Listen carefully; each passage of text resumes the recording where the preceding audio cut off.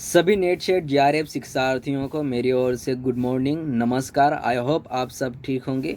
आज के क्लास में हम पेपर नंबर 1 के 25 क्वेश्चंस लेंगे, जो कि यूनिट नंबर 1 टीचिंग एप्टीट्यूड यानी कि शिक्षण अभिक्षमता के आधार पर होंगे। और उसके बाद दूसरे हम 25 क्वेश्चंस के सीरियल्स में लेके आएंगे और बहुत सारे क्वेश्चंस करेंगे यूनिट 1 के, जिससे हमारे यूनिट नंबर 1 जो यूनिट है वो कवर हो जाएगा।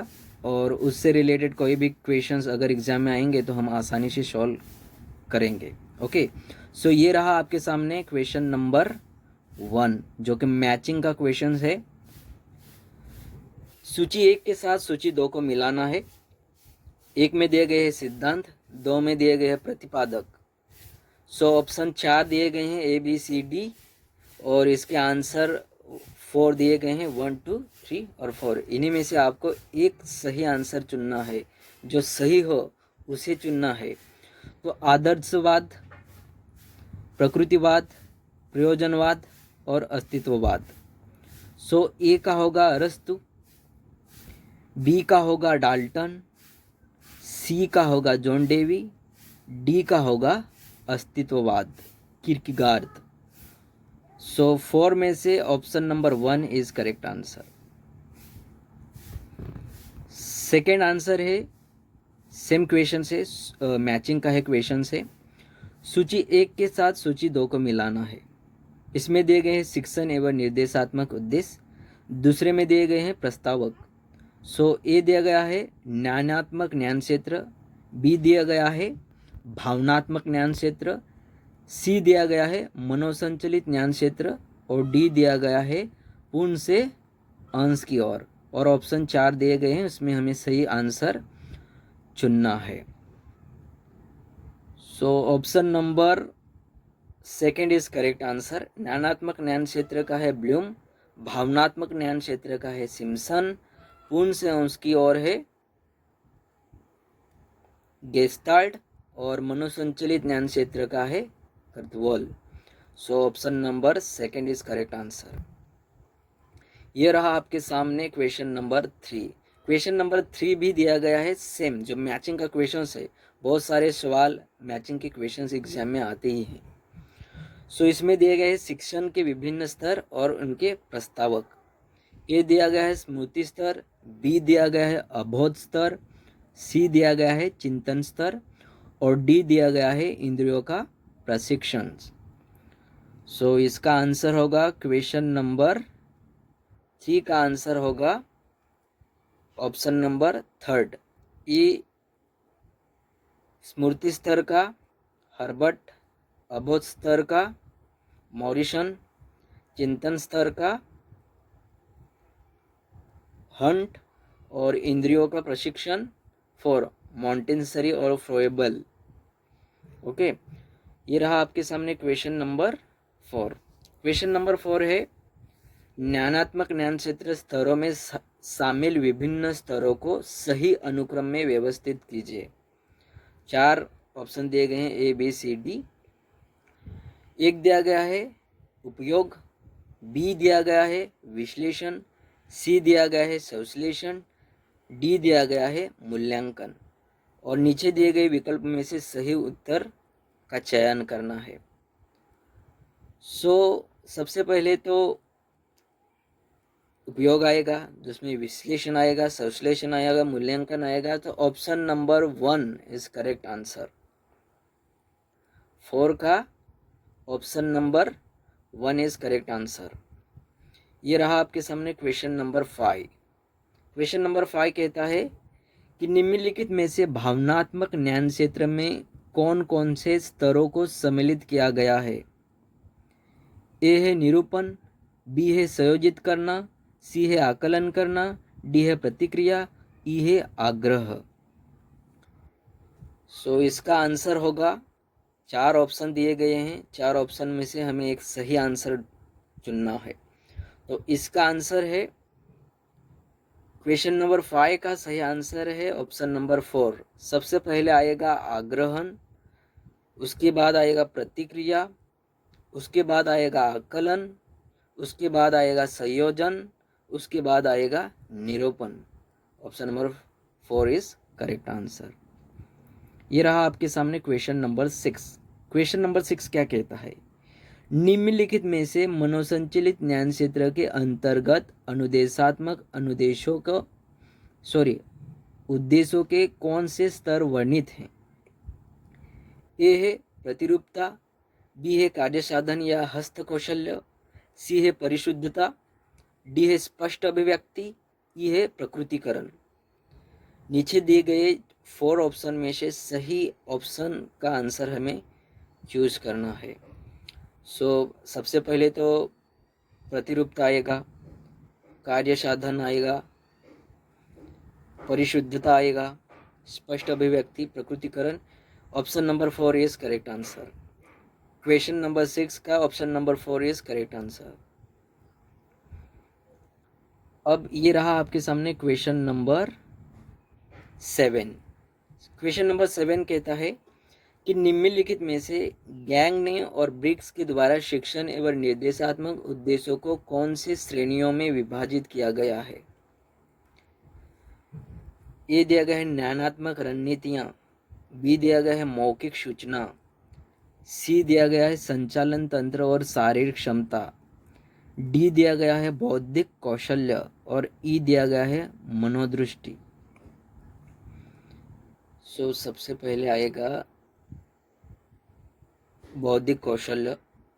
अगर बौद्धिक कौशल्य आएगा तो ऑप्शन में दिए गए हैं डी इज फर्स्ट ऑप्शन है, तो क्वेश्चन नंबर 7 का 3 इज करेक्ट आंसर। सबसे पहले तो बौद्धिक कौशल आएगा, उसके बाद ज्ञानात्मक रणनीतियाँ आएंगी, उसके बाद मौखिक सूचना, उसके बाद संचालन तंत्र और शारीरिक क्षमता, उसके बाद ई मनोदृष्टि। 3rd is correct answer. ये रहा आपके सामने क्वेश्चन नंबर 8। क्वेश्चन नंबर 8 कहता है शिक्षण के सूत्र के बारे में एडी के निम्नलिखित कथनों में से कौन से सही हैं, उन्हें क्रमशः लगाए। ए दिया गया है सरल से जटिल की ओर, बी दिया गया है ज्ञात से अज्ञात की ओर, सी दिया गया है मूर्त से अमूर्त की ओर, डी दिया गया है अनिश्चित से निश्चित की ओर। 4 ऑप्शन है, ऑप्शन में से सबसे पहले तो सरल से जटिल की ओर आएगा, उसके बाद ज्ञात से अज्ञात की ओर आएगा, मूर्त से अमूर्त की आएगा और अनिश्चित से निश्चित की ओर। Option number 1 is correct answer. ये रहा आपके सामने क्वेश्चन नंबर 9। क्वेश्चन नंबर 9 कहता है कि निम्नलिखित कथनों में से शिक्षण के सूत्र कौन सा सही है। ए दिया गया है विशेष की सामान्य की ओर, बी है मनोविज्ञान से तार्किक की ओर, सी है विश्लेषण से संश्लेषण की ओर, डी है पूर्ण से अंश की ओर और ई है प्रकृति का अनुकरण। नीचे 4 ऑप्शन दिए गए हैं, उसमें से सही आंसर चुनना है। तो निम्नलिखित कथनों में से शिक्षण के सूत्र कौन सा सही है। विशेष की सामान्य की ओर सही है, मनोविज्ञान से तार्किक की ओर सही है, विश्लेषण से संश्लेषण की ओर सही है। क्वेश्चन नंबर 9 का 3rd is correct answer. A B C D और ई सभी सही हैं। अब हम देखते हैं क्वेश्चन नंबर 10। क्वेश्चन नंबर 10 कहता है कि निम्नलिखित शिक्षण प्रक्रिया में शिक्षक स्वतंत्र चर के रूप में कार्य करता है। निम्नलिखित में से कौन सा सही है। ए दिया गया है स्वतंत्र चर, बी दिया गया है आश्रित चर, सी दिया गया है हस्तक्षेप चर और डी दिया गया है एक तंत्र शासन। स्वतंत्र चर it's correct answer. Question number 10 का option number 2 A is correct answer, केवल ए। ये रहा आपके सामने क्वेश्चन नंबर 11। क्वेश्चन नंबर 11 क्या कहता है। क्वेश्चन नंबर 11 कहता है कि एंडरसन और कथवल के अनुसार कर्तवुल के अनुसार ज्ञान के 4 आयाम निम्नलिखित में से कौन कौन से सही हैं। एक दिया गया है तथ्यात्मक ज्ञान, बी दिया गया है वैचारिक ज्ञान, सी दिया गया है प्रक्रिया का ज्ञान, डी दिया गया है मेटाकॉग्निटिव। सो ऑप्शन नंबर 4 में से सही आंसर चुनना है। सो ऑप्शन नंबर 4 में से first is correct answer, A B C D सभी सही हैं। सो 11 क्वेश्चन नंबर का 1 इज ऑप्शन नंबर करेक्ट। अब ये रहा आपके सामने क्वेश्चन नंबर 12। परिभाषाओं के आधार पर अधिगम की निम्नलिखित विशेषताएं कौन सी सही हैं और कौन सी गलत हैं। ये कहता है अधिगम का मुख्य उद्देश्य छात्रों के व्यवहार में परिवर्तन लाना होता है, यह व्यवहार के हर पक्ष को प्रभावित करता है। बी कहता है अधिगम अर्थपूर्ण एवं लक्ष्य निर्देशित होता है। सी कहता है अधिगम वातावरण जनित होता है। डी कहता है अधिगम सार्वभौमिक होता है। So A B C D 4 statement positive हैं। So option number 1 is correct answer.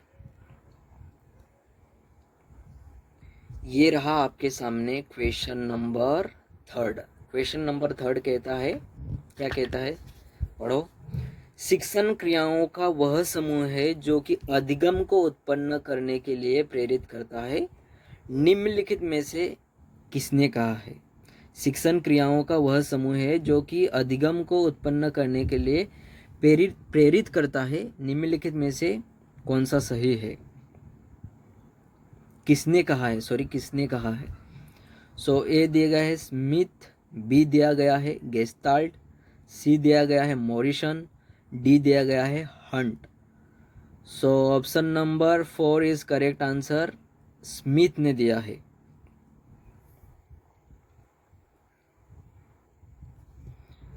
Question number 14।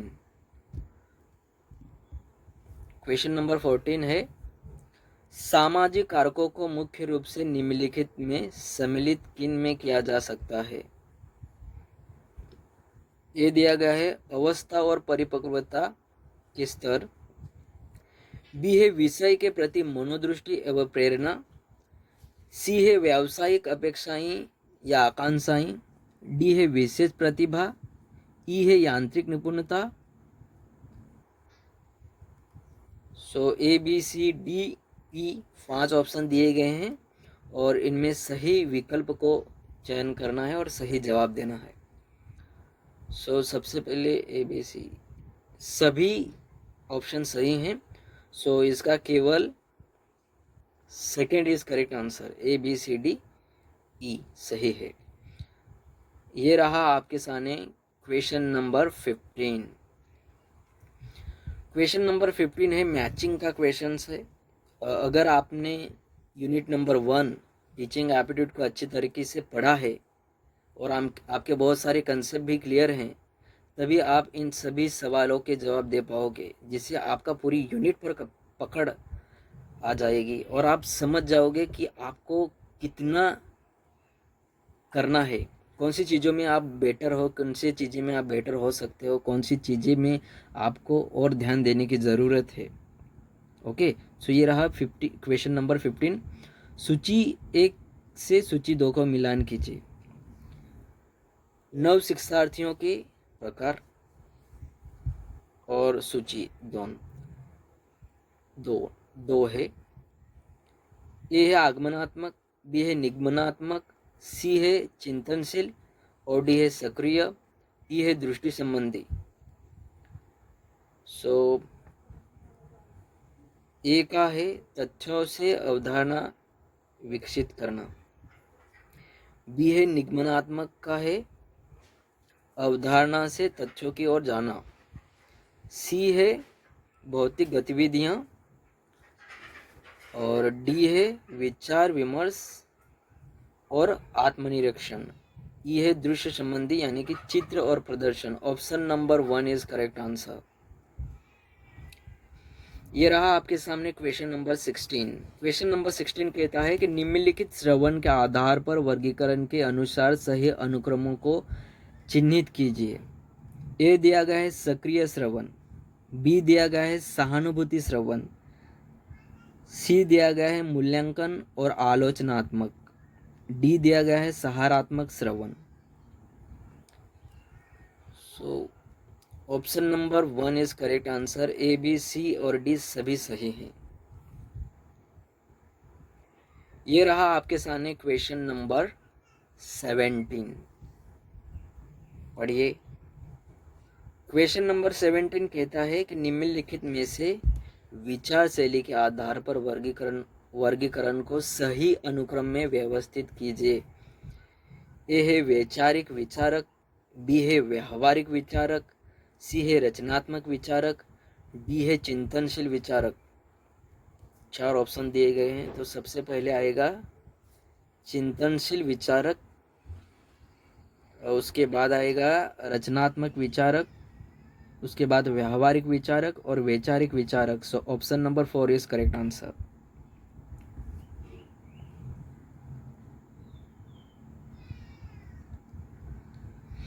Question number 18।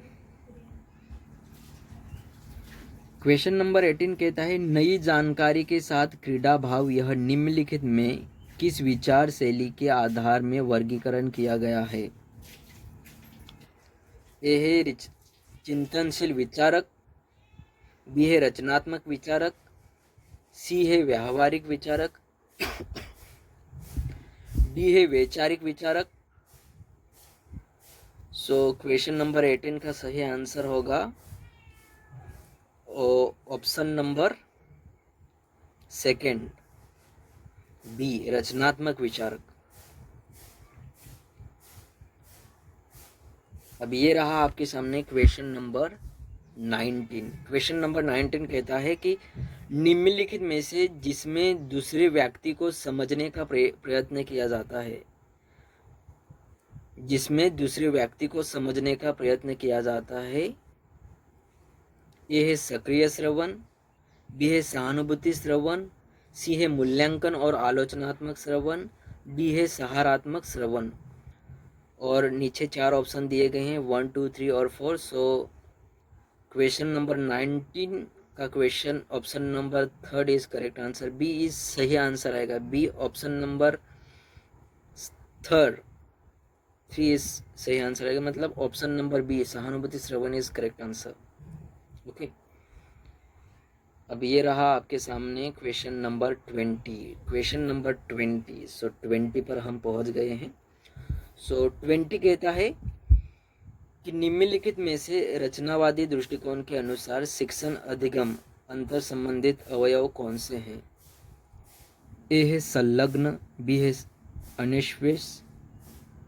अन्वेषण, सी है व्याख्या, डी है विस्तार, ई है मूल्यांकन।